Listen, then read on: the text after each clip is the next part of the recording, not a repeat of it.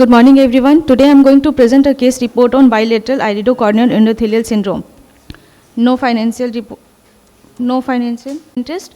ICE syndrome involves an abnormal corneal endothelium that leads to varying degree of corneal edema, iris atrophy, and secondary angle closure glaucoma. This syndrome typically affects young women unilateral with no family history. It comprises three clinical variants: Chandler syndrome, essential iris atrophy, Cogan-Rees syndrome. A 46-year-old male patient presented in OPD with diminution of vision in his both eyes since more than on slit lamp examination. Lid, adnexa and conjunctiva is within normal limit. Cornea is hazy. Anterior chamber Van Herrick's grade 2, correctopia, iris atrophy, synechiae and immature senile cataract grade 2 is present. In his left eye, best corrected visual acuity is 6/18. 6/18, near vision is N6. IOP in his left eye is 16 mm of AG. On slit lamp examination, lid, adnexa and conjunctiva is normal limit. Hazy cornea, Van Herrick's grade 2, correctopia, pseudopolychoria, iris holes, iris atrophy and immature senile cataract of grade 3 is present.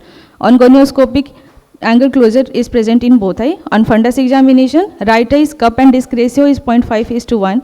NRR is healthy. In his left eye, cup and disc ratio is 0.8:1. NRR thin in superior and inferior quadrant. This is the OCT RNFL. Perimetry and specular examination was advised, but patient did not follow up. On the basis of above finding, we conclude that this is a provisional case of bilateral ICE syndrome of Chandler syndrome and essential iris atrophy. Differential diagnoses include posterior polymorphous corneal dystrophy, Axenfeld-Rieger syndrome, Fuchs endothelial dystrophy and aniridia. This case was managed by hypertonic saline drop for corneal edema, anti-glaucoma medication. Left eye cataract surgery with TAB with MMC is planned under guarded visual prognosis.